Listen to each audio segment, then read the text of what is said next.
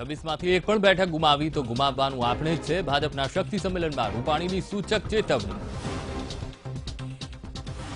પાટા પર સૂઈ જવાની ચીમકી આપી ત્યારે મળ્યું ગોધરા સ્ટેશનને સ્ટોપેજ. જાહેર કાર્યક્રમમાં ભાજપની જ વિરોધ બોલ્યા પ્રભાતસિંહ ચૌહાણ.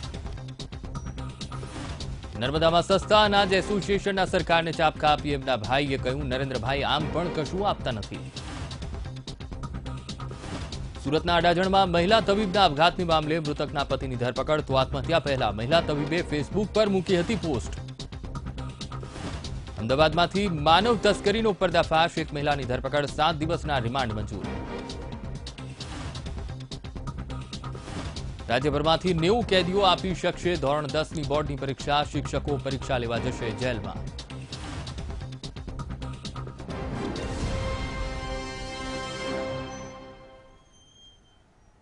નમસ્કાર, આજે ગુજરાત સાથે હું છું અંકુર. સમાચારની શરૂઆત કરીએ. મહત્વના સમાચાર પર નજર કરીએ તો આશાબેન પટેલના રાજીનામાનું મૂળ સામે આવ્યું છે.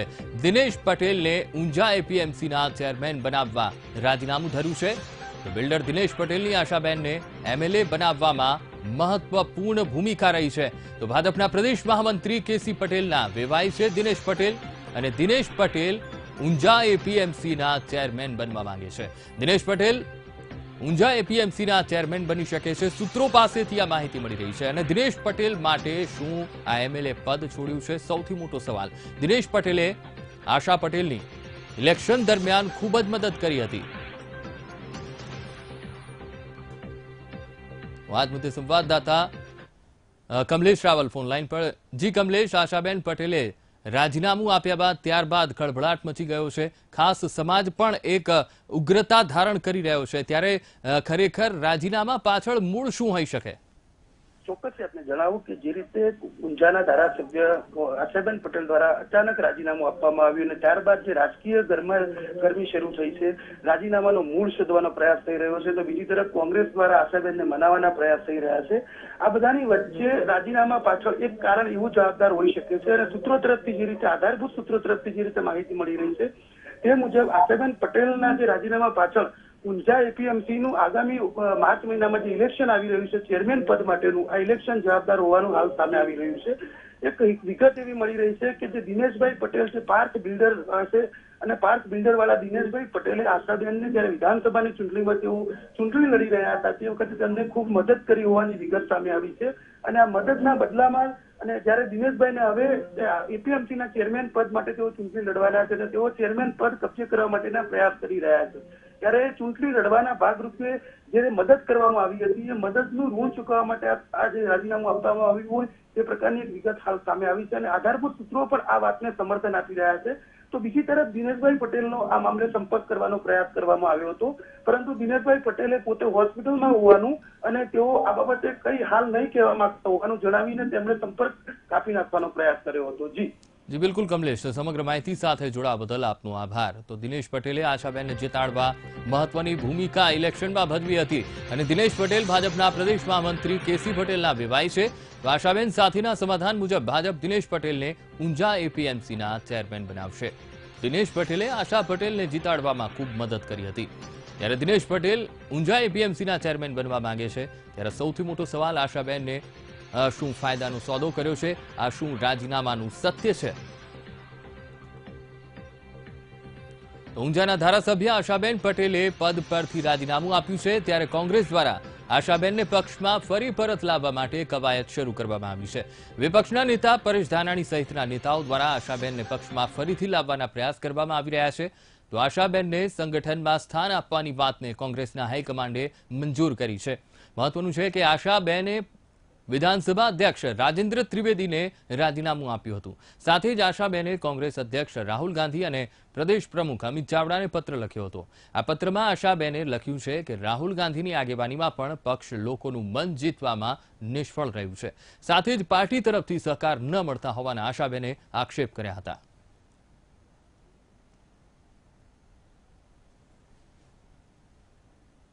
તો નેતૃત્વ સામે પત્ર લખીને આશાબેને સવાલ ઉઠાવ્યા છે. તો કોંગ્રેસ હવે તેમને બનાવવાના પ્રયત્ન કરી રહ્યું છે. મિશન આશા કોંગ્રેસમાં શરૂ થઈ ગયું છે. ત્યારે અહીંયા જોવું રહ્યું કે શું આશાબેન ફરીથી કોંગ્રેસને સાથ આપશે? શું આશાબેન માની જશે? કોંગ્રેસની કઈ ફોર્મ્યુલા અત્યારે કામ કરશે તેની સૌની નજર અત્યારે તે પર મંડાયેલી છે.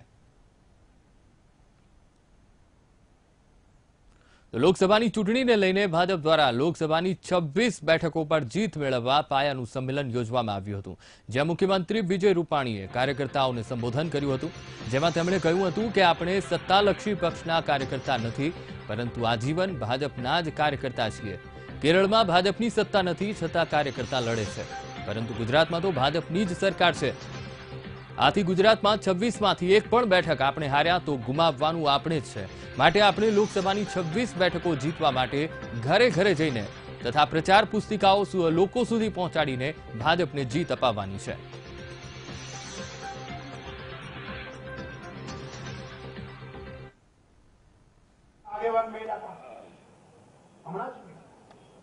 મને કે ભાઈ અમારે શું, અમારી તો 0 બેઠક છે, જે આવ્યું અમને નફો છે. એનો મતલબ 2 સીટ જીતે 4 સીટ જીતે તો નફો જ છે ને. વાત સાચી છે. ગુમાવવાનું આપણે જ છે, એટલે 26 આપણી છે, અને એટલા માટે આ વાતની ગંભીરતા લેવાની આવશ્યકતા છે. આપણે જીતી જાશું, આપણે કઈ ચિંતા નથી, નરેન્દ્રભાઈને કહી દો, એમ નહીં ચાલે ભાઈ. હવે જ પરિસરની પરાકાષ્ઠા સર્જવાનો સમય આવી ગયો છે. તો આપણે હંમેશા સત્તાલક્ષી રાજનીતિના કાર્યકર્તા બન્યા નથી, અને જો એ થયા હોત તો કદાચ પાર્ટીઓ બદલાવી હોત. આપણે અનેક વખત તકવાદી બનીને નાના મોટા પક્ષાંતરો કર્યા હોત, પણ આપણે એટલા માટે ભારતીય જનતા પાર્ટીમાં છીએ, એટલા માટે આપણે કોઈ પાર્ટી બદલવાનું સપનું પણ નથી આવ્યું. તો બીજેપીના સાંસદ પ્રભાતસિંહ ચૌહાણનો જાહેરમાં બફાટ કરતો વિડીયો વાયરલ થયો છે, જેમાં રેલવે સ્ટોપની માંગ મુદ્દે પ્રભાતસિંહે બીજેપી સરકાર પર જ આડે હાથ લીધી છે. તેમણે ઉગ્ર રજૂઆત બાદ કેન્દ્ર સરકારે તેમની માંગ સ્વીકાર્યાનું જાહેરમાં નિવેદન કર્યું, તેમજ પાટા પર સૂઈ જવાની ચીમકી આપ્યા બાદ રેલવે મંત્રીએ 2 ટ્રેનના સ્ટોપેજની માંગ સ્વીકારી હોવાનો તેમણે આક્ષેપ કર્યો છે, તથા રેલવેને સૌથી વધુ આવક ગુજરાતમાંથી થતી હોવાનો બફાટ કર્યો હતો. મહત્વનું છે કે ગોધરા રેલવે સ્ટેશન ખાતે ગરીબ રથ અને કોચીબલ્લી ટ્રેનના સ્વાગત કાર્યક્રમમાં તેમણે આ બફાટ કર્યો હતો. ત્યારે આ કાર્યક્રમમાં ધારાસભ્ય સીકે રાહુલજી અને રેલવે ડીઆરએમ પણ હાજર હતા. મંત્રી સાથે ઝઘડા પણ આપણે બહુ કર્યા હતા, અને એમ કહેવામાં આવ્યું હતું કે આ ટ્રેન છે માણસો માટે છે કે માણસો ટ્રેન માટે છે. આ પણ શબ્દ મારે બોલવા પડ્યા હતા, અને છેવટે એમ પણ કહ્યું હતું આપણે કે અમે પાટા ઉપર સૂઈ જઈશું તો અમે મારી ઉપર ટ્રેન ચડાવી દેજો. આવા ઝઘડા કર્યા પછી પેલા 2 વર્ષ પહેલા 2 સ્ટોપેજ મળ્યા કે સારા રાષ્ટ્રમાં, સારા હિન્દુસ્તાનમાં રેલવેની આવક ગુજરાત જેટલી બીજા ક્યાંય નથી. સાહેબ, મારી જાણ ખાતર કહું છું, રેલવેની આવક ગુજરાત જેટલી બીજા ક્યાંય નથી. તો નર્મદા જિલ્લા ફેર પ્રાઇઝ એસોસિએશનનું સ્નેહ મિલન યોજાયું છે. સ્નેહ મિલનમાં પ્રહલાદ મોદીએ નિવેદન કર્યું છે. તેમણે સરકાર પર પ્રહાર કર્યા હતા અને રાજ્ય સરકારને બહેરી ગણાવી હતી. પ્રહલાદ મોદી પ્રધાનમંત્રી મોદીના ભાઈ છે. સરકાર અમારી વાત સાથે તાલ મિલાવી શકતી નથી. સરકાર તરફથી સારો પ્રતિસાદ ન મળે તો લડત આપીશ. લોકસભા ચૂંટણીમાં લડત આપવા ચીમકી ઉચ્ચારી છે. તો હું ભાજપનો સક્રિય કાર્યકર છું, પણ પાર્ટી મારું પેટ ભરતી નથી. આમ પણ નરેન્દ્રભાઈ કશું આપતા નથી. નર્મદાના પુરવઠા વિભાગના અધિકારીઓ દોડ ડાયા છે.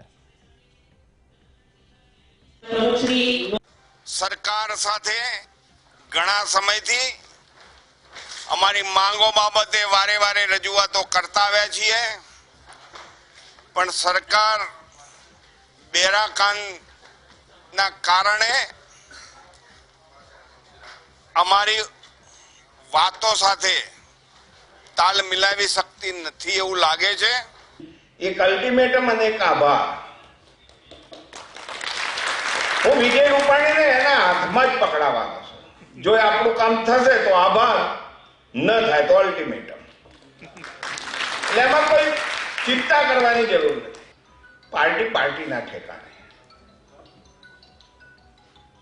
હું ભાજપનો સક્રિય સભ્ય છું અને મારા પરિવારનો એક સદસ્ય દેશનો વડાપ્રધાન છે.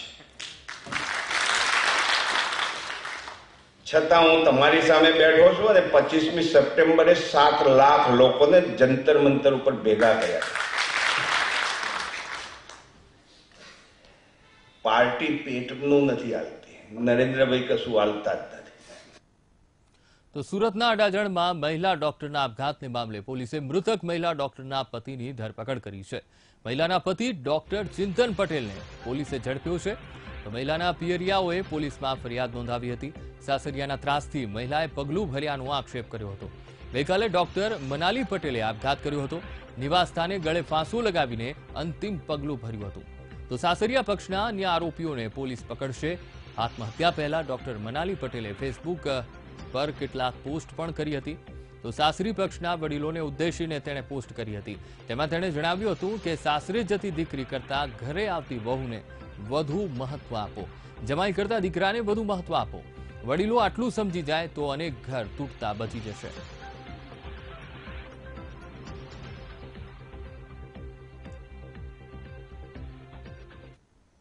તો અમદાવાદમાંથી માનવ તસ્કરી મુદ્દે પોલીસ દ્વારા પર્દાફાશ કરવામાં આવ્યો છે. જેમાં આ મામલે પોલીસે માયા સથવારા નામની મહિલાની ધરપકડ કરી હતી અને કોર્ટે મહિલાના 7 દિવસના રિમાન્ડ મંજૂર કર્યા હતા.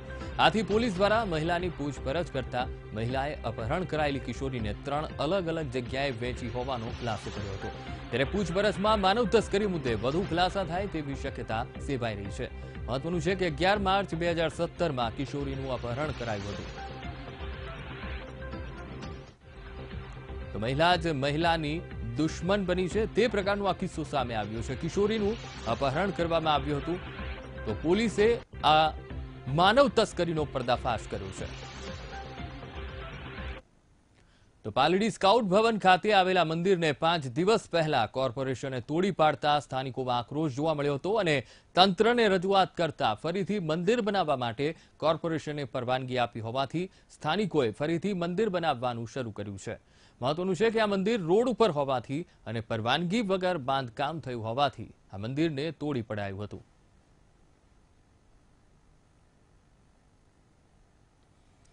તો પાલડીમાં ફરીથી આજે મંદિરનું નિર્માણ થશે કારણ કે કોર્પોરેશને પરવાનગી આપી દીધી છે. 5 દિવસ પહેલા આ મંદિરને તોડી પાડવામાં આવ્યું હતું ત્યારે લોકોમાં રોષ વ્યાપ્યો હતો. હવે અત્યારે બધો મલબો દૂર કર્યો છે, સફાઈ ચાલુ કરી છે અને પહેલા જેવું હતું એ પ્રમાણેનું મંદિરનું કામકાજ ચાલુ કર્યું છે. તો જૂનાગઢના જેતલવડમાં સામૂહિક આત્મહત્યાની ઘટના સામે આવી છે. જેતલવડમાં માતાએ 4 બાળકો સાથે કૂવામાં ઝંપલાવ્યું. આ ઘટનાની જાણ થતાં ગ્રામજનોએ બાળકોની શોધખોળ હાથ ધરી હતી. તો આ દરમિયાન 3 બાળકી અને માતાનું મોત થયા છે, જ્યારે ગ્રામજનોએ 1 બાળકને બચાવ્યો હતો. માતાએ ઘરકંકાસથી કંટાળીને બાળકો સાથે આ અંતિમ પગલું ભર્યું હોવાનું અનુમાન લગાવવામાં આવી રહ્યું છે. તો અહીંયા વીટીવી અપીલ કરી રહ્યું છે કે જિંદગી સામે જંગ ન હારશો. માનવ જીવનથી અમૂલ્ય આ સંસારમાં બીજું કશું જ નથી. સહનશીલતા અને સમજણ કેળવીશું તો દરેક સમસ્યા સામે લડી શકાશે. આપના સ્વજનની ચિંતા આપે જ કરવાની છે, કારણ કે પાછળથી જે પરિસ્થિતિ જે સર્જાતી હોય છે તે ખૂબ જ દયનીય હોય છે. એક ક્ષણનો ગુસ્સાથી આત્મહત્યા કરવી એ સ્વસ્થ સમાજની એક આ પહેલ નથી. સમાજ આવા દરેક પગલા પછી જાગૃતિ કેળવે તેની વીટીવી અપીલ કરી રહ્યું છે. ધર્મ અને સંસ્કારના રસ્તે આપણે આ સમસ્યાનો ઉકેલ કેમ ન લાવી શકીએ? સાથે જ આત્મઘાતી પગલાથી આખા કુટુંબની હત્યા થઈ જતી હોય છે. આખું કુટુંબ એક કહી શકાય કે ખૂબ જ ગંભીર સમસ્યાઓમાં ઘેરાઈ જતું હોય છે. કોઈના આપઘાતથી એક જીવતો પરિવાર વિખેરાઈ જતો હોય છે.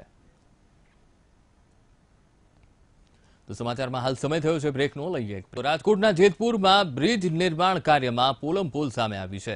જેતપુરમાં ભાદર નદી પર એક બ્રિજ બનાવવામાં આવી રહ્યો છે, જેનું કામ ખાનગી કોન્ટ્રાક્ટરને સોંપવામાં આવ્યું છે. તો 35 કરોડના ખર્ચે તૈયાર થઈ રહેલા બ્રિજનું હજુ તો નિર્માણ કાર્ય ચાલી રહ્યું હતું, ત્યાં જ તેમાં તિરાડો પડી ગઈ છે. કારણ છે પ્રદૂષિત પાણી. કોન્ટ્રાક્ટર દ્વારા શુદ્ધ પાણી ખરીદવા માટે ખર્ચ ન થાય તે માટે કેમિકલયુક્ત પાણી વાપરવામાં આવી રહ્યું છે અને આ પાણીને કારણે બ્રિજમાં અત્યારથી જ તિરાડો પડી રહી છે. સામાન્ય રીતે કોઈપણ બ્રિજ 15 થી 20 વર્ષ સુધી ચાલી શકે છે. જો કે આ બ્રિજને જોતા એમ લાગે છે કે આગામી ચોમાસામાં જ આ બ્રિજ ક્ષતિગ્રસ્ત થઈ જશે. ત્યારે સવાલ એ છે કે કોન્ટ્રાક્ટરને પ્રજાના પૈસા લૂંટવાનો અધિકાર કોણે આપ્યો? પ્રજાના પૈસાને વેડફવાનો નગરપાલિકાને પણ કોણે અધિકાર આપ્યો છે? જો આવી જ રીતે નિર્માણ કાર્ય ચાલતું રહ્યું તો આ બ્રિજની ગુણવત્તાને ભારે નુકસાન થઈ શકે છે.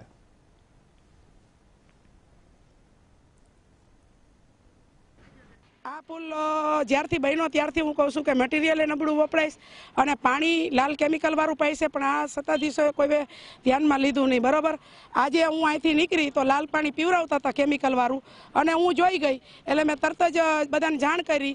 અને આ પાણી એવું છે કે જે અમે ખેતીમાં ઉપયોગ નથી કરતા કે કોઈ કપડાં ધોવામાં પીવામાં કોઈ પણ જાતમાં પાણી ઉપયોગ નથી આવતું, એ ભાદરનું પાણી આ લોકો પીવડાવે છે. આ લાલ પાણી પીવડાવવાથી જો આ સ્લેબ ફાટી જાય, મટીરિયલ ખરાબ વાપર્યું છે, અને આ જે પુલ છે એનો આખો રોડની અંદર તૈડું પડી ગઈ છે.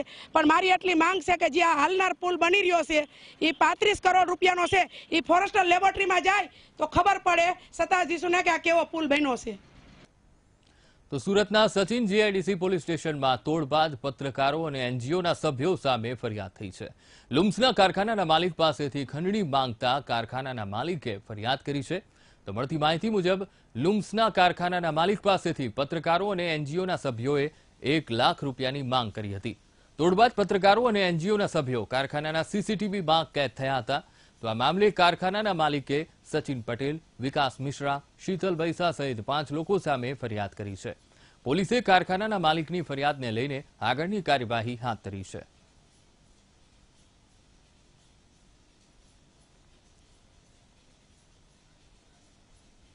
તો છોટાઉદેપુરના નાગરિકોને પરેશાની ન થાય તે માટે તંત્ર દ્વારા આરટીઓની એક નવી જ બિલ્ડિંગ બનાવવામાં આવી છે. તંત્ર દ્વારા જિલ્લામાં 3.5 કરોડના ખર્ચે આરટીઓની નવી બિલ્ડિંગ બનાવવામાં આવી છે. તો બિલ્ડિંગ બન્યાને 1 વર્ષ થયા બાદ પણ અત્યાર સુધીમાં બિલ્ડિંગનું લોકાર્પણ કરવામાં આવ્યું નથી. જિલ્લાના લોકોને લાયસન્સ કઢાવવા માટે વડોદરા ધક્કા ખાવા પડે છે. જર્જરિત મકાનમાં ચાલતી આરટીઓ કચેરીમાં કામ અર્થે આવતા લોકોને પ્રાથમિક સુવિધાઓ પણ આપવામાં આવતી નથી. હાલમાં જિલ્લામાં જૂની બિલ્ડિંગ છે, પરંતુ તેમાં લાયસન્સના તમામ કાર્ય થતા નથી, જેના કારણે લાયસન્સ બનાવવા માટે વડોદરા જવું પડે છે. લોકોને પરેશાની ન થાય તે માટે 1 વર્ષ પહેલા તંત્ર દ્વારા ખજુરિયા ગામમાં અદ્યતન સુવિધાઓથી સજ્જ બિલ્ડિંગ લોકાર્પણ કરવામાં આવ્યું. આરટીઓની નવી બિલ્ડિંગ બનીને તૈયાર થયા બાદ પણ હજી સુધી નવી બિલ્ડિંગનું લોકાર્પણ કરવામાં આવતું નથી. તો જર્જરિત મકાનમાં ચાલતી આરટીઓ કચેરીમાં કામ અર્થે આવતા લોકોને પ્રાથમિક સુવિધાઓ પણ આપવામાં આવતી નથી. તો મળતી માહિતી મુજબ નવનિર્મિત બિલ્ડિંગમાં 2 વિભાગ વચ્ચે વિવાદ ચાલી રહ્યો છે. નવી બિલ્ડિંગમાં ચોમાસામાં ટેસ્ટ ટ્રેકમાં પાણી ભરાઈ ગયા હોવાનું આરટીઓ દ્વારા માર્ગ અને મકાન વિભાગ પર આરોપ લગાવવામાં આવ્યો છે.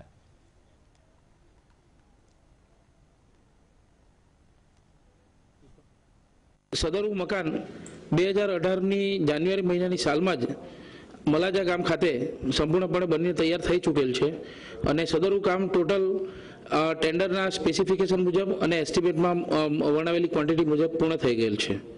સદર કામનો કબજો સોંપવા માટે જે તે સમયે લેખિત જાણ પણ કરવામાં આવેલ છે. કયા કારણોસર કબજો નથી લેતા હાલ સુધી અમને આ બાબતે માહિતી નથી. છોટાઉદેપુર જિલ્લો બન્યાને 5 વર્ષ થઈ ગયા છે, અને અહીંયા આરટીઓ કચેરી પણ તે વખતે કાર્યરત થઈ છે, પણ તે ભાડાના મકાનમાં છે અને પૂરતી સગવડ પણ નથી. અને હજુ સુધી પણ અહીંના આદિવાસી લોકોને જે આર્થિક રીતે પછાત કહેવાય છે, અને છતાં પણ તે લોકોને અહીંયાથી વડોદરા સુધી જવું પડે છે પાકા લાયસન્સ માટે. અને આરટીઓ કચેરી નવો બિલ્ડિંગ પણ બનેલ છે, પણ તે હજી સુધી તે કાર્યરત કરેલ નથી.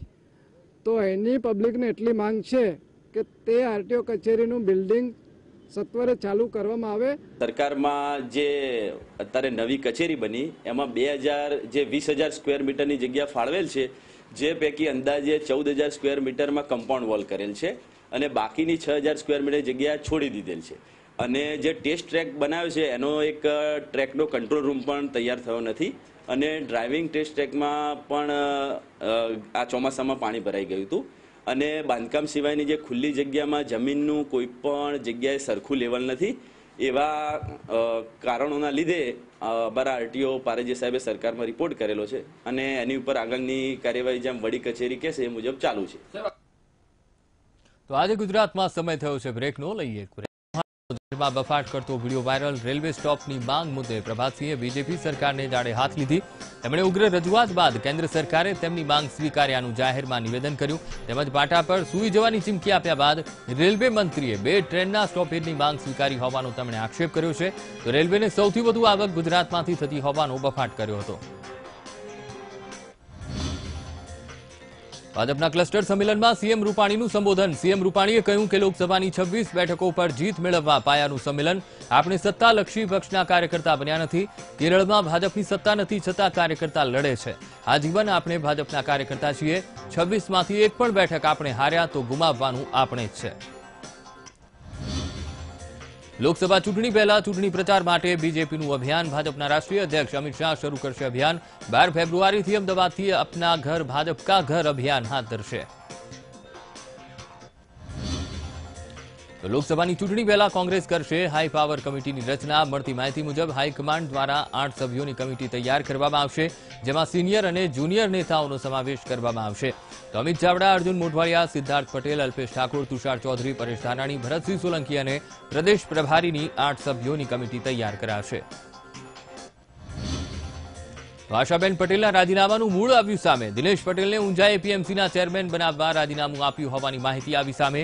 દિનેશ પટેલે આશાબેન પટેલને ધારાસભ્ય બનાવવા મહત્વપૂર્ણ ભૂમિકા ભજવી હતી. તો સૂત્રો પાસેથી મળતી માહિતી પ્રમાણે આશાબેન પટેલ સાથે થયેલા સમાધાન મુજબ ભાજપ દિનેશ પટેલને બનાવી શકે છે ઊંઝા એપીએમસીના ચેરમેન. ઊંઝાના ધારાસભ્ય આશાબેન પટેલે રાજીનામું આપ્યા બાદ કોંગ્રેસમાં કવાયત તેજ. ડોક્ટર આશાબેન પટેલને પક્ષમાં ફરીથી લાવવા માટે કવાયત શરૂ કરી. વિપક્ષના નેતા પરેશ ધાનાણી સહિતના નેતાઓએ આશાબેન પટેલને બનાવવા માટે શરૂ કરી કવાયત. ડોક્ટર આશાબેન પટેલે શનિવારે રાજીનામું આપ્યા બાદ કોંગ્રેસ સંગઠન સામે ઉઠાવ્યા હતા સવાલ. તો પરેશ ધાનાણીએ આશાબેનની નારાજગીને લઈને ટ્વીટ કર્યું. ભાજપ પર તીખા પ્રહાર કર્યા. પરેશ ધાનાણીએ પોતાના ટ્વીટમાં લખ્યું કે રણચંડીના રૂપ સમાન આશાપુરા ઉપર મને હજુય આશા છે. જનાદેશનો ઉલાળ્યો કરીને નવરા થઈ ગયેલા નેતાઓની નાતમાં વધુ એકનો ઉમેરો કરવાની ભાજપની આશા ઠગારી નીવડે તેવી અપેક્ષા. તો ગાંધીનગરમાં રોયલ ક્ષત્રિય ઠાકોર સેનાની રેલી યોજાઈ. ગાંધીનગરના પથિક આશ્રમથી ચિલોડા સુધી રેલીનું આયોજન. રમેશ ઠાકોર અને એસપી ઠાકોર દ્વારા રેલી યોજવામાં આવી હતી, જેમાં અલ્પેશ ઠાકોર સામે નારાજગી દર્શાવવામાં આવી.